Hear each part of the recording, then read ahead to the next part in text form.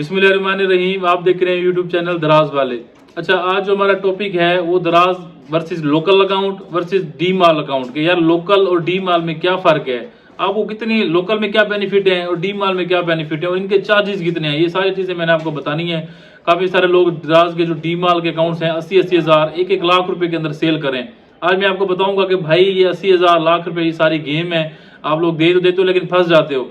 Main charges कितने हैं, main जो सर्विसेज के जो पॉइंट्स हैं वो क्या हैं, लोकल का अगर काम करते हो तो फिर क्या आपको नुकसान और फायदे हैं, अगर डी माल जाते हो तो फिर आपको नुकसान और फायदे क्या हैं, ये सारी चीज़ें हम इस वीडियो के अंदर डिस्कस करेंगे। आपसे एक रिक्वेस्ट है कि वीडियो पूरी देखनी है अगर डी माल को समझना है आपने। इन फ्यूचर सारा दराज के ऊपर डी माल ही होगा, लोकल अकाउंट बहुत कम रह जाएंगे जितनी दराज रिस्ट्रिक्शन लेके आ रहा है। तो ये वीडियो सिर्फ उन लोगों के लिए है जो इन फ्यूचर दराज के ऊपर काम करना चाह रहे हैं।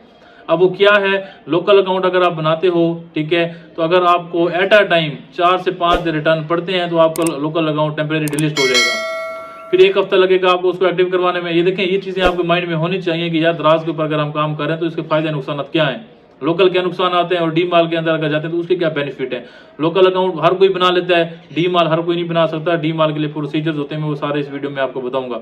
लोकल अकाउंट बन गया, 5 से 6 रिटर्न लगने हैं, आपका स्टोर ही उड़ जाना है, ठीक है। डिलीवरी फेल आएंगे, कैंसिलेशन होगी, आपका स्टोर उड़ जाएगा। और कभी कभी तो ऐसा होता है कि दराज बताता ही नहीं है, लोकल अकाउंट उड़ा देता है। चाहे 1-1 साल 2-2 साल लोग काम कर रहे हैं, चाहे 500 आर्डर्स उनके डेली के आ रहे हैं, अगर 2 रिटर्न आ गए तो 500 की सेल उसको नजर नहीं आएगी, अगर उसको 2 रिटर्न नजर आएंगे दराज को, और आपके स्टोर की सारी सेल खत्म कर देगा। जो लोग काम कर रहे हैं लाजमी कमेंट में बताना है कि यार हम सच सही बता रहे हैं आपको ये चीज़ें। अच्छा, फिर आ जाता है डी माल। अब डी माल आपको क्या चाहिए, डी माल आपको एनटीएन चाहिए, ठीक है, ट्रेडमार्क चाहिए, बिजनेस रजिस्ट्रेशन के डॉक्यूमेंट्स चाहिए। फिर उसके बाद आपको सेम बिजनेस बैंक अकाउंट चाहिए। बैंक अकाउंट ना भी हो आपको वही इंडिविजुअल लग जाता है जो आपका सेम किसी भी बैंक का अकाउंट होता है। फिर आपको पैकेजिंग मटेरियल चाहिए, सेम ब्रांड का पैकेजिंग मटेरियल हो, बॉक्स हो या कोई फ्लायर हो। फिर उसके बाद स्टोर डेकोरेशन चाहिए और सबसे लास्ट में आपको 40 प्रोडक्ट चाहिए। ये डी माल का क्राइटेरिया है, आप डी माल अप्लाई कर सकते हो। अब इसके चार्जेस क्या है, बिजनेस रजिस्ट्रेशन जो है दराज के ऊपर हो रही है, हाँ कोई 10 हज़ार ले रहा है, कोई 15 ले रहा है, ठीक है, मिनिमम 8 से 7 हज़ार रुपये का खर्चा है, आपका बिजनेस रजिस्टर हो जाता है, ठीक है, 6-7 हज़ार रुपये का। फिर आ जाता है ट्रेडमार्क। अब ट्रेडमार्क का कैसे रजिस्टर करवाते हैं, ट्रेडमार्क जो है आईओपी से या पता नहीं कौन सा प्लेटफॉर्म है उधर से आपका ट्रेडमार्क रजिस्टर हो जाता है। 13-14 हज़ार रुपये का खतरा रजिस्टर का है, 15-20 हज़ार लोग ले रहे हैं। ट्रेडमार्क रजिस्टर हो गया। फिर आ जाता है दराज का डी माल का टैग अप्रूव। फ्लैगशिप स्टोर का जो लोगो चाहिए उसका भी मिनिमम 7-8-9 हज़ार 10 हज़ार रुपये ले रहे हैं कि आपको फ्लैगशिप स्टोर का लोगो जो है वो बना के देते हैं या उसको टैग को अप्रूव करवा के देते हैं। फिर पैकेजिंग मटेरियल आ जाता है, 3-4 हज़ार रुपये का आपका पैकेजिंग मटेरियल बनता है। फिर आ जाते हैं 40 प्रोडक्ट। अगर किसी ने बंदे ने काम करना है तो हम उसको प्रोडक्ट जो है 40 या इससे ज़्यादा हम उसको फ्री ऑफ कॉस्ट देंगे। अगर खुद करोगे आप तो आपको मिनिमम भी मैं कहता हूँ 1.5 लाख चाहिए होगा अगर आप डी माल के ऊपर जाते हो और प्रोडक्ट्स बाय करते हो। हमारी तरफ से वो फ्री होगा, आपको सारे प्रोडक्ट दे दिए जाएंगे, ठीक है।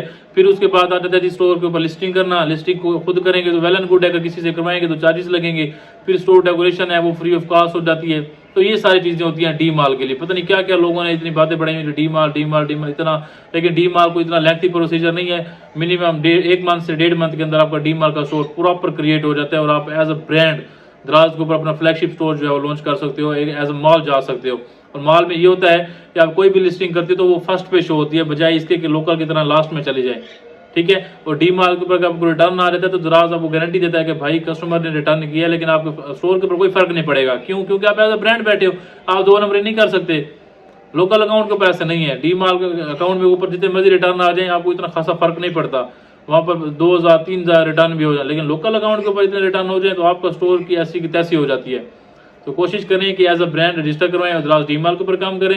लोकल सीखने के लिए लोकल को लेके चलें, साथ के साथ दराज का जो फ्लैगशिप स्टोर है जो डी माल है उसको लाजमी लेके जाएं, ठीक है। ये सिंपल सा फर्क होता है, कोई इतनी बड़ी साइंस नहीं है इस चीज़ के अंदर। सिर्फ ये चीज़ें होती है जो मेन मैंने आप लोगों को बताई हैं लोकल और डी माल की, ठीक है। अगर वीडियो अच्छी लगी हो तो हमारे चैनल को जरूर सब्सक्राइब करें। अल्लाह हाफिज़।